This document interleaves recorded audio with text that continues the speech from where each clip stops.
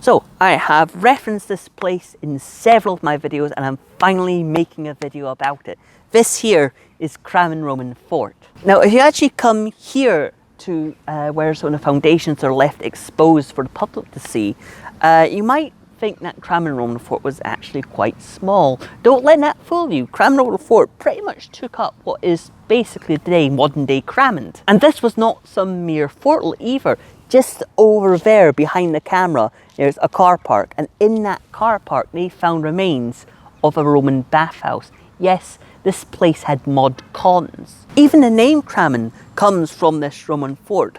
Cramond is a sort of corruption of a Celtic name which basically translates to river fort. However, the context around the building of this fort is actually much more interesting, because effectively this fort was built effectively as a PR move. It all starts with the successor to Emperor Hadrian, a man named Antoninus Pius. Now Antoninus Pius had a little bit of a PR problem. His PR problem was this: he had never done military service, and that was a major thing in Imperial Roman society. Basically, before the establishment of the empire, during the Roman Republic, only landowning high-born citizens could actually join the military. Your family had to own some land and you had to pay for your own equipment. And that sort of culture of, high-born citizens doing military service really carried on into the empire.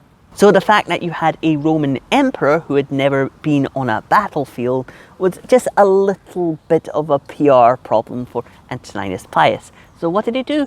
He decided to do a campaign up in Scotland and conquer it for the empire. So he went north of Hadrian's Wall, which his predecessor built, and went up to the line of the Forth and Clyde. There he got his engineers to build a dirt wall with wooden fortifications, which is today known as the Antonine Wall. Now this period of Roman occupation didn't actually last that long. It only lasted about 20 years. That's right, the Romans came up to Scotland, built a muckle great wall between the Forth and Clyde, and left about 20 years after they arrived. Now admittedly, Antoninus Pius died just about a year later in 161 AD, but still it's kind of a sort of amazing thought to think about, that you would build these great muckle great fortifications, a massive sort of wall between the Forth and Clyde, and then just leave it 20 years later.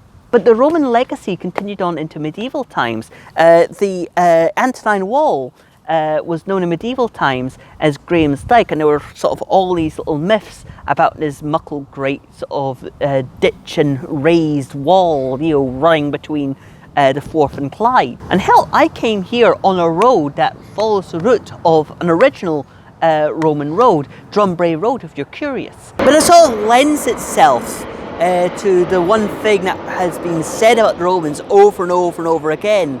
They built as if they were going to live forever, and this is clearly an example of this, because even 1,900 years later, I'm sat on some Roman foundations in Scotland that they only really occupied for about 20 years.